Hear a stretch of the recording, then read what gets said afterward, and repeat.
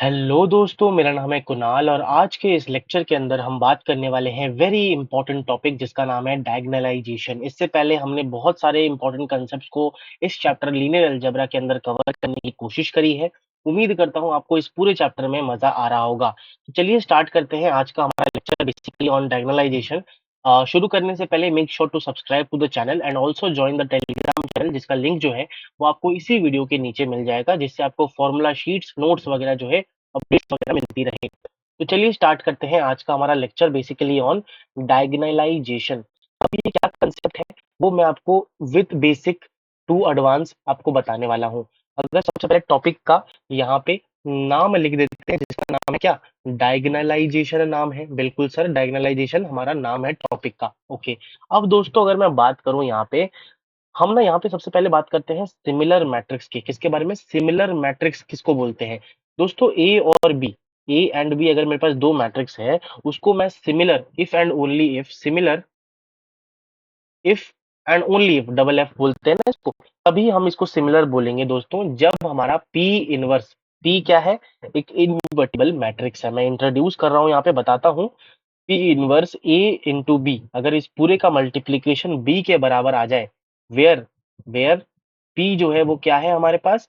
P is nothing but a invertible matrix. Invertible मतलब दोस्तों इसका इनवर्स एग्जिस्ट करता हो, इनवर्टिबल मैट्रिक्स की मैं बात कर रहा हूँ। अगर दोस्तों ये चीज हमारे पास इधर है और ये बी के बराबर आ जाती है, तो इन दैट केस हम मैट्रिक्स को क्या बोलने वाले हैं? सिमिलर मैट्रिक्स बोलते हैं। सिमिलर मैट्रिक्स बोला जाता है।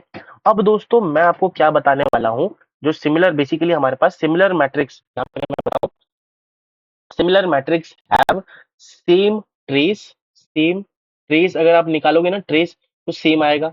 अगर आप बेसिकली डिटर्मिनेंट निकालोगे तो सेम आएगा, ठीक है, डिटर्मिनेंट निकालोगे सेम आएगा। कैरेक्टरिस्टिक इक्वेशन निकालोगे तो सेम आएगा। आइगन वैल्यूज, आई और आइगन वेक्टर की बात नहीं कर रहा, सिर्फ आइगन वैल्यूज की बात कर रहा हूँ। और एंड रैंक जो है वो हमारे पास यहाँ पे सेम आता है, सेम आता है, ठीक है।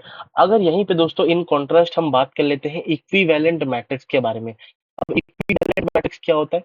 इक्विवेलेंट मैट्रिक्स दोस्तों कुछ नहीं होता। हमारे पास सबसे पहली बात तो हमारे पास यहाँ पे देखो, अगर हमारे पास सेम रैंक है, सेम रैंक हो, अदर में डिफर, अदर जो चीजें हैं अदर डिफर अगर करे, तो हम उसको बेसिकली यहाँ पे क्या बोलते हैं? क्या बोलते हैं? हमारे पास इक्विवेलेंट मैट्रिक्स यहाँ पे बोलते हैं। ये मैंने बस आपको बताने के लिए यहाँ पे बता दिया, ठीक है। अच्छा, थोड़ा सा कलर चेंज करते हैं और आपको बाकी कंसेप्ट बताने की कोशिश करता हूँ। सबसे पहली बात तो हमारे पास डायगोनलाइजेशन क्या होता है।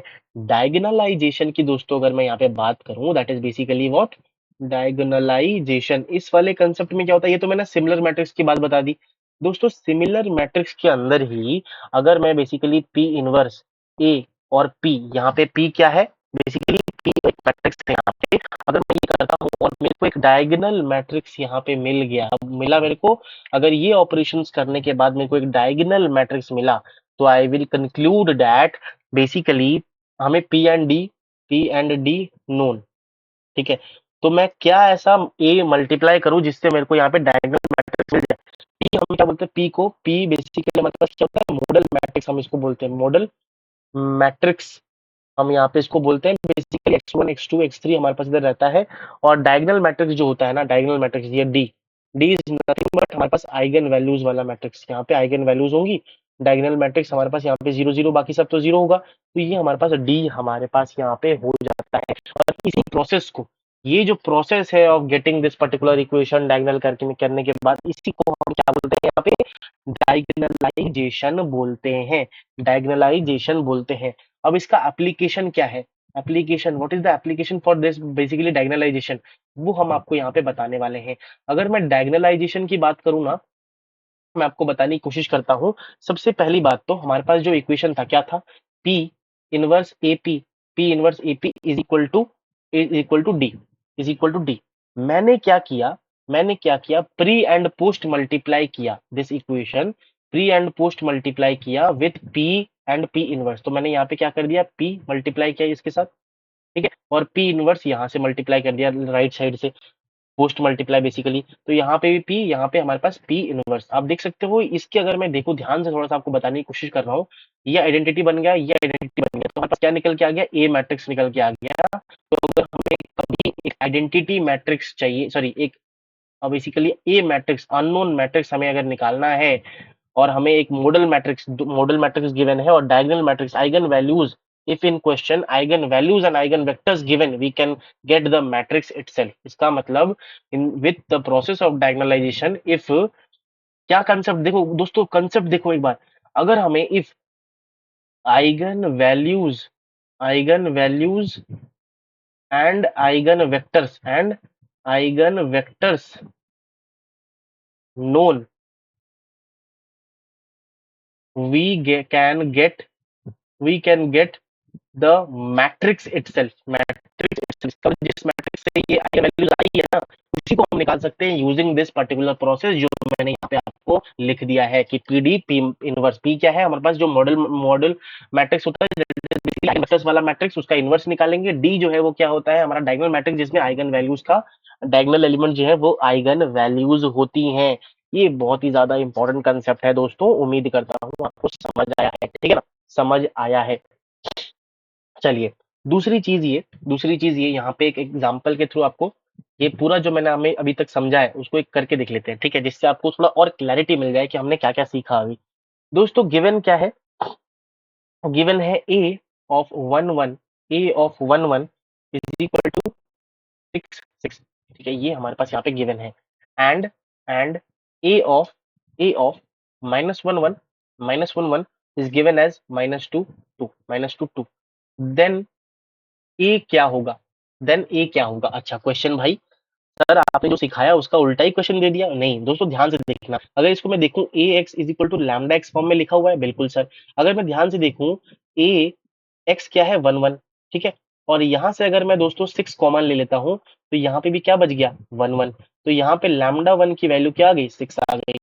अगर मैं सिमिलरली सेकंड इक्वेशन में देखूं -1 1 लिखा हुआ है, अगर मैं यहाँ से क्या निकाल लूं 2 कॉमन निकाल लेता हूं तो -1 1 ये मैंने यहाँ पे ले लिया, तो यहाँ से लैम्डा 2 की वैल्यू क्या आ गई 2 आ गई, ठीक है, यहाँ से ये मेरे को पता चल गया। अच्छा, दूसरा चीज जो यहाँ पे पता चला है वो क्या है, x1 की वैल्यू जो है that is nothing but 1 1, x2 की वैल्यू आइगन वेक्टर 2 जो है दैट इज नथिंग बट 1 -1 हमारे पास यहाँ पे 1। तो ये सारी चीजें अगर दोस्तों मेरे को पता चल गई, डायगोनल एलिमेंट मेरे को पता चल गया, क्या पता चला 6002 डायगोनल एलिमेंट पता चल गया, क्या मैं ए नहीं निकाल सकता using the concept of diagonalisation, बिल्कुल निकाल सकता हूँ। A is nothing but P, P कौन सा मैट्रिक्स है दोस्तों, पी इज नथिंग बट, इन दोनों को हम मर्ज करेंगे बेसिकली -1 ये हमारा पास पी मैट्रिक्स हो गया। और इसका अगर मेरे को इनवर्स निकालना है वो भी मैं आपको बता देता हूँ कैसे निकालेंगे।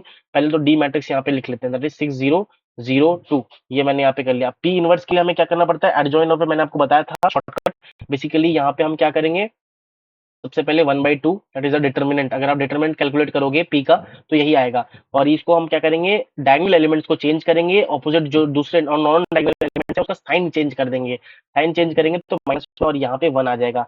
अब दोस्तों जब आप इसको मल्टीप्लाई करोगे तो आपको क्या आ जाएगा, यहाँ पे आप सॉल्व करोगे तो आपको ए का जो मैट्रिक्स है ये पूरा आपको मल्टीप्लाई करना है, मल्टीप्लीकेशन आपको पता है, मैट्रिक्स मल्टीप्लीकेशन दोस्तों वो मैं नहीं कर रहा हूँ यहाँ पे, मैं डायरेक्ट आंसर लिख दे रहा हूँ 4224, ये क्वेश्चन हमने पहले भी कर रखा है, बट यूजिंग डायगोनलाइजेशन हमने ये मैट्रिक्स को जो है ऑब्टेन करने की यहाँ पे कोशिश करी है। तो this is a very important and beautiful concept that is very important, आपको समझना चाहिए कि कैसे होता है। इसका मतलब अगर मेरे को आइगन वैल्यू और आइगन वेक्टर कोई दे दे तो मैं पर्टिकुलर मैट्रिक्स जहां से ये आइगन वैल्यू या आइगन वेक्टर आया है वो मैं निकाल सकता हूँ। This is the concept of diagonalisation. अब कंडीशन क्या है, कंडीशन फॉर डायगोनलाइजेशन, डायगोनलाइजेशन के लिए कोई कंडीशन है, वो कंडीशन के बारे में हम यहाँ पे डिस्कशन करने वाले हैं दोस्तों, कर लेते हैं, बिल्कुल कर लेते हैं। सबसे पहली बात तो the condition for number of linearly independent eigen vectors, मैंने आपको बताया था geometric multiplicity order minus rank of, मैंने बताया होगा आपको पिछले लेक्चर में, अगर वो दोस्तों for a number of linearly independent eigen vectors will be equal to order of A, अगर ये ऑर्डर ऑफ ए के बराबर है तभी जाके डायगोनलाइजेशन वाला जो कंसेप्ट है वो वैलिड है, ठीक है, तभी जाके वो जो कंसेप्ट है वो वैलिड है, वरना नहीं है, वरना नहीं है। तो ये चीज आपको यहाँ पे ध्यान रखनी है दोस्तों। एंड यस, इसके बाद हमने जो है आज का पूरा लेक्चर ऑन डायगोनलाइजेशन कंप्लीट किया है दोस्तों।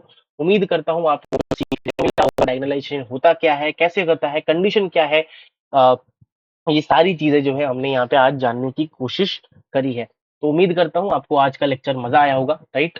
सो तो हमने देखा डायगोनलाइजेशन होता क्या है, क्यों होता है, सिमिलर मैट्रिक्स, इक्विवेलेंट मैट्रिक्स, डायगोनलाइजेशन का प्रोसेस कैसे होता है। अगर हमें आइगन वैल्यूज और आइगन वेक्टर्स किसी बेसिकली मैट्रिक्स का पता हो तो हम उस मैट्रिक्स को इटसेल्फ निकाल सकते हैं। एंड कंडीशन देखा for diagonalisation, that is basically number of basically a matrix A will be equal to order of A, then only the diagonalization process is defined। और बेसिकली हमारे पास डिफाइंड इसलिए condition यही हमारे पास यहाँ पे है। एंड हमने जो है एक पूरा एंड टू एंड बेसिकली हमने क्या देखा यहाँ पे सॉल्व करके देखा कि how to solve the question of diagonalisation, कुछ इस तरीके से है ना। तो उम्मीद करता हूँ आपको आज का लेक्चर पसंद आया होगा, मजा आया होगा एंड कुछ सीखने को मिला होगा। अगर यस आपको सीखने को मिला है, make sure to subscribe to the channel, also like, share and अपने दोस्तों को बता दो कि भाई यहाँ पे तगड़ी चीजें पढ़ाई जा रही है। लीनियर अलजेब्रा पूरा एंड टू एंड खत्म हो रहा है, इससे पहले प्रोबेबिलिटी एंड स्टैटिस्टिक्स हो चुका है एंड लीनियर अलजेब्रा के जस्ट बाद हम जो है कैलकुलस को खत्म करने वाले हैं। तो make sure to subscribe, join the channel. मिलते हैं ऐसे ही एक धमाकेदार लेक्चर में, तब तक के लिए thank you so much, bye bye.